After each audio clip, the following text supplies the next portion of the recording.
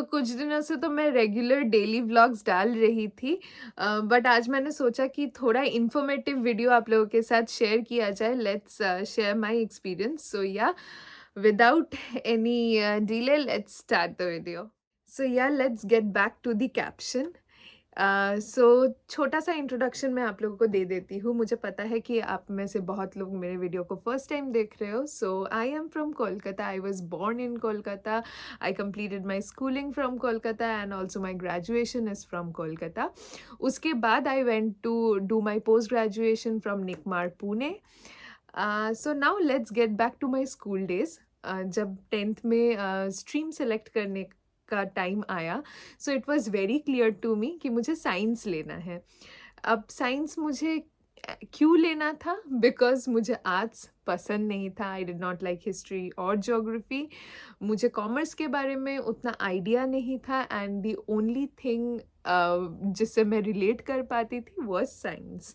And also मेरे family में मेरे पापा इज़ फ्रॉम साइंस बैकग्राउंड और मेरे फैमिली में सब चाहते थे कि मैं साइंस लूँ। So I went for science, but मैं सच बताऊँगी, साइंस लेना वॉज माई चॉइस। उसके बाद I completed my higher secondary.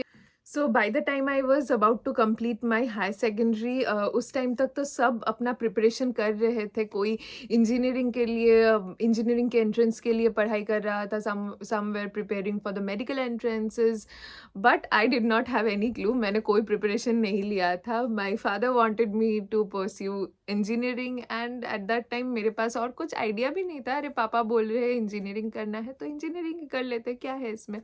ऐसे ही I started my engineering. And why I took civil engineering मुझे नहीं पता है मैंने क्यों सिविल इंजीनियरिंग लिया था, but yeah, I went for civil engineering. I completed my graduation and उसके बाद again time came when I was clueless. Placement हुआ था। प्लेसमेंट में मुझे एक दो ऑफर भी आया था, एक दो क्या, तीन चार ऑफर आया था, but it was mainly about IT and marketing, जिसमें मुझे कोई इंटरेस्ट नहीं था because I did my civil engineering. 4 साल मैंने सिविल इंजीनियरिंग किया है, so I did not want to go for marketing और आईटी। तो उस time my father again wanted कि मैं एमटेक कर लूँ, एंड सच बताओ I also agreed to it, and I started my preparation for GATE. And मैंने अपना प्रिपरेशन लिया था मेडीजी से। For 5-6 months I went to made easy and थोड़ा बहुत प्रिपरेशन किया था, but then I could not qualify GATE. उस टाइम फर्स्ट टाइम जनरल में cut off was 28.2 and I got 28.06 and so GATE and MTech came to an end, नहीं हुआ। सो मेरे पास प्लान बी था। I already had appeared for math, जिसमें मेरा स्टैंडर्ड स्कोर था। I was getting NIT Silchar for my MBA. So NIT Silchar में मैंने GD क्लियर किया, इंटरव्यू क्लियर किया, and I got in to NIT Silchar for my MBA. So from there, my HOD sir, he told my father about NICMAR Pune because मेरा background civil engineering था. So he suggested NICMAR can be a good option. But by the time I got to know about NICMAR, it was already May end, and उस time तक जो third round होता है admission का निकमार में, वो भी ख़त्म हो चुका था, बंद हो चुका था. So for the year 2019, I could not apply.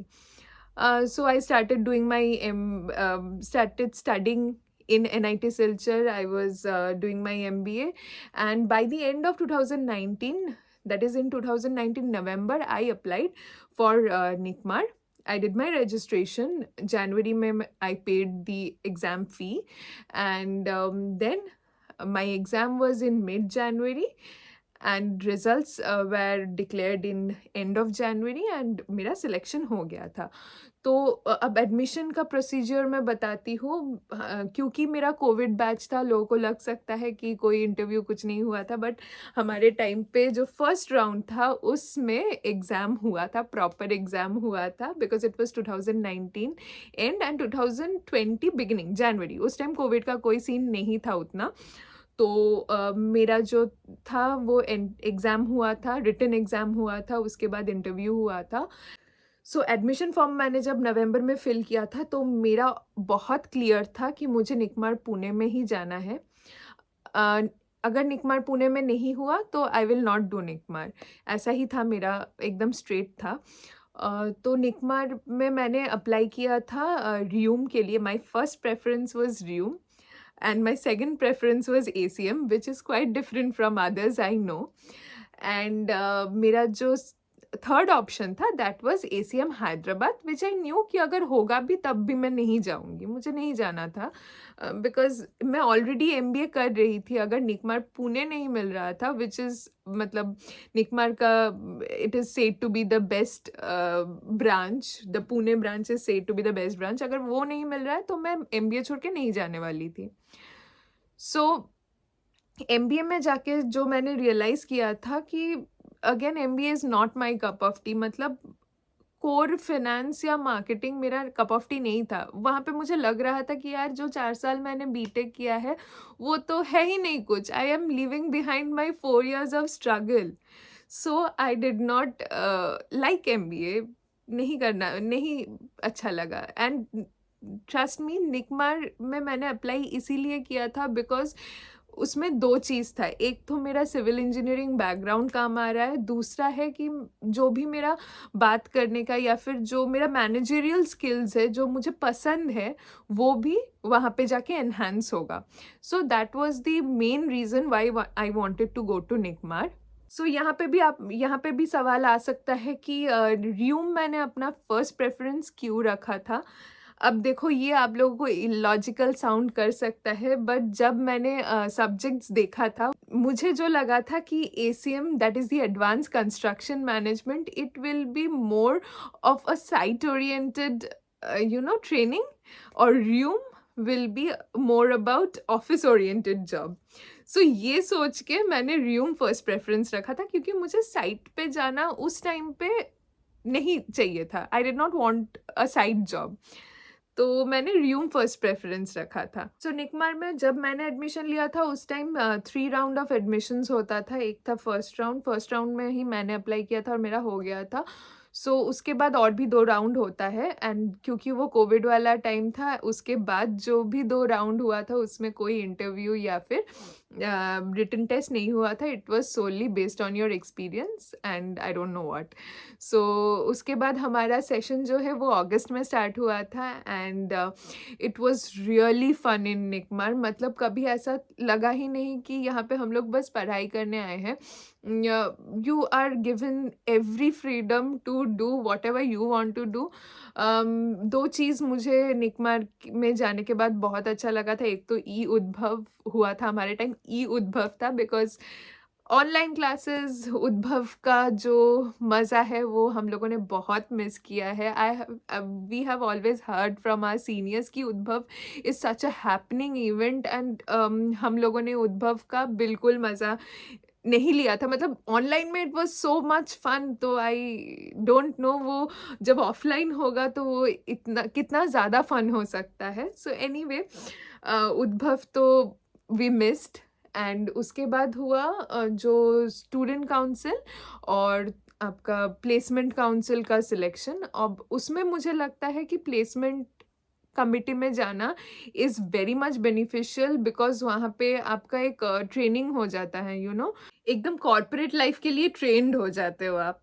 एक तो हो जाते हो आप isolated from your friends, you are not allowed to go out with all your friends, you always need to be with that placement committee, and वो आपका एक अच्छा खासा ट्रेनिंग हो जाता है। एंड आई बिलीव कि उसमें आप निकमार लाइफ उतना एंजॉय नहीं कर पाते हो, but it is very good for your future. ऊपर से जो सिलेक्शन प्रोसेस होता है वो भी मुझे बहुत अच्छा लगा था, एकदम बहुत अच्छा प्रोसेस था। एंड आई थिंक जो भी निकमार में जाते हैं उन लोगों को प्लेसमेंट कमिटी का जो सिलेक्शन प्रोसेस है ना, उसमें तो एक बार ट्राई करना ही चाहिए। सो ये जो क्लब सिलेक्शन होता है ये तो हमारे टाइम पे ऑनलाइन ही शुरू हो गया था। So basically at that time we were allowed to be in one cultural team and one sports team. आप दो कल्चरल टीम में एक साथ नहीं रह सकते हो। So I was in the fashion club and I was in the badminton team. जब जनवरी में, दैट इज़ 2021 जनवरी में we first went to NICMAR. उसके बाद तो मतलब क्लब, पढ़ाई, सेलिब्रेशन सब कुछ साथ में चलता था। It was a lovely experience. But क्योंकि again I was a COVID batch तो उतना एंजॉय नहीं कर पाई। इंटर्नशिप का मौका भी बहुत अच्छा मिलता है बट सैडली हमारे टाइम पे बहुत डिफ़िकल्टीज़ था, सिचुएशन बहुत ख़राब था, सेकेंड वेव आ चुका था and I got regrets from two company but बहुत अपॉर्चुनिटीज़ था।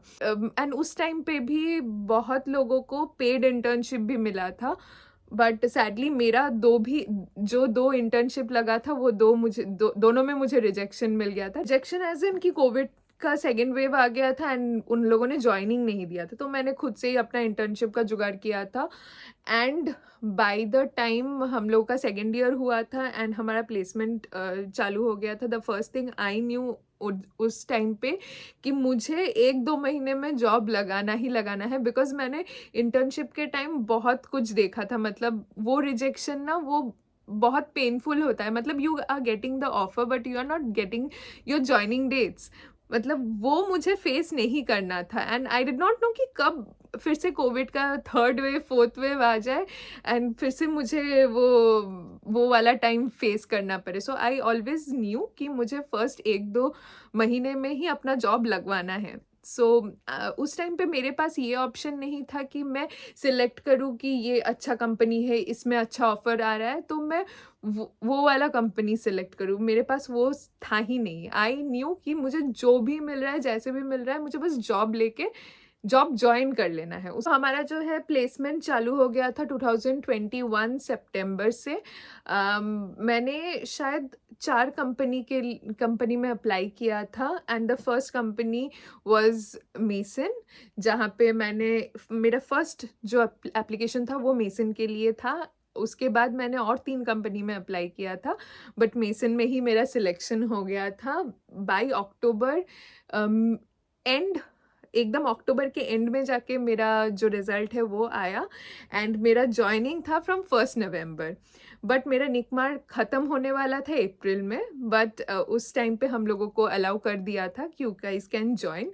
तो मेरा जॉइनिंग आ गया था नवंबर 1 से and first 15 days it was work from home and उसके बाद मुझे गुड़गांव जाना था। So I went to Gurgaon and my NICMAR life ended there. So now coming part to what I took from Nikmar, what Nikmar gave me. I will say कि Nikmar has given me everything what I have today, wherever I am now is just because of Nikmar. And Nikmar is the best decision of my life. मैंने जो MBA छोड़ा था, जो risk मैंने लिया था, I think it was completely worth it. So first day से ही ना मेरा ऐसा मन था कि एक बार तो लाइफ में बाहर, मतलब इंडिया से बाहर जाना है और उसका लाइफ थोड़ा देखना है कि कैसे वहाँ का कल्चर मुझे देखना है। So I always wanted that. जो मेरा फर्स्ट कंपनी था mason, for that I was working for the कतार टीम। सो मेरे साथ और भी 3 लोगों ने उस कंपनी को उस टाइम नवंबर में ज्वाइन किया था and they both were also working for the कतार टीम। सो उसमें से एक जो मेरा कोलीग था, मेरा बैचमेट था, उसको कतार बुलाया था but by the time I was given the offer I had already submitted my resignation और मुझे टीसीई में उस टाइम मिल गया था। So by 2000 again just in 1 year I got an opportunity in TCE मैंने ज्वाइन किया था 2023 जनवरी में एंड 2024 1st January I was in UK. So now coming back to my निकमार days again. So जब मैंने फर्स्ट मेसन के लिए अप्लाई किया था, मैंने ना सैलरी देखा ही नहीं था। मतलब देखो, हमेशा एक्सपेक्टेशन तो यही था कि मैंने 10-12 लाख जहाँ पे इन्वेस्ट किया है वहाँ पे एटलीस्ट कुछ अच्छा पैकेज मिले। बट जब मैंने फर्स्ट मेसन में अप्लाई किया था उस टाइम सैलरी बहुत कम था, and it is not particularly about mason. आज जो भी कंपनी निकमार में 10-12 लाख दे रही है, उस टाइम पे वही कंपनी बहुत ही कम दे रहा था, बिकॉज़ वो फ़ेज़ ही वैसा था, मतलब कोविड का टाइम था, तो बहुत कम पैकेज मिल रहा था। सो मैंने उस टाइम नहीं सोचा था कि यार कम पैकेज मिल रहा है, मैंने पैकेज ही नहीं देखा था, मतलब मुझे बस जॉब चाहिए था, बिकॉज़ आई ऑलवेज़ न्यू कि अगर मुझे जॉब अभी मिल जाता है, if I start working, I know there will be opportunities in my way. But बहुत सारे ऐसे लोग थे जो लोग पैसा देख के फिर अप्लाई करते थे, there that is their choice, but मैंने कभी वैसे नहीं किया था, मेरा अलग ही कैलकुलेशंस था। सो मैंने बहुत सारा कमेंट पिछले वीडियोस में देखा है कि लोग पूछते हैं कि कौन सा स्ट्रीम लेना चाहिए, एसीएम, रियूम, पेम या फिर आईएफडीएम।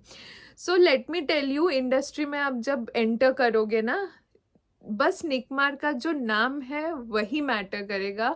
एसीएम से हो, रियूम से हो, पेम से हो, ये सब मैटर नहीं करता है।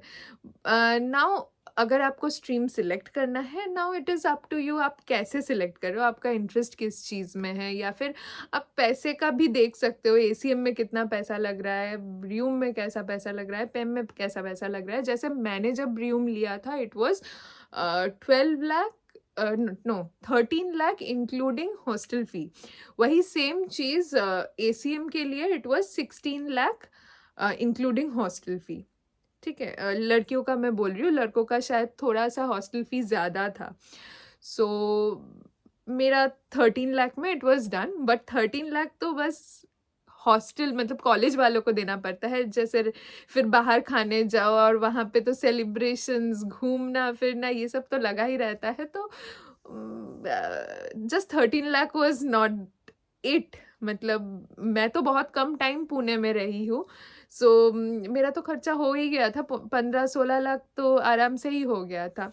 और एसीएम में बहुत सारे मतलब क्योंकि ACM is a flagship course of NICMAR, इसीलिए एसीएम में स्टूडेंट्स बहुत ज़्यादा होता है, उसके बाद पेम होता है, पेम में भी काफ़ी स्टूडेंट्स होता है, रियूम में थोड़ा कम होता है, ना आईएफडीएम में सबसे कम होता है। सो हमारे टाइम में रियूम में अराउंड 70 स्टूडेंट्स था, और एसीएम में वही अराउंड 500 प्लस, मतलब अराउंड 600 स्टूडेंट्स था, so you can understand.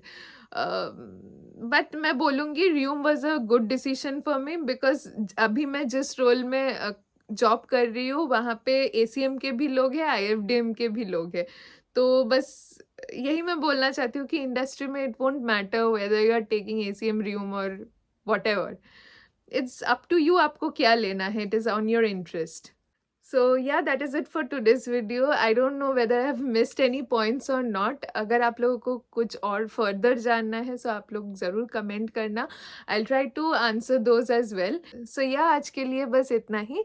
Next video में मिलते हैं। चलो, till then, take care, bye bye.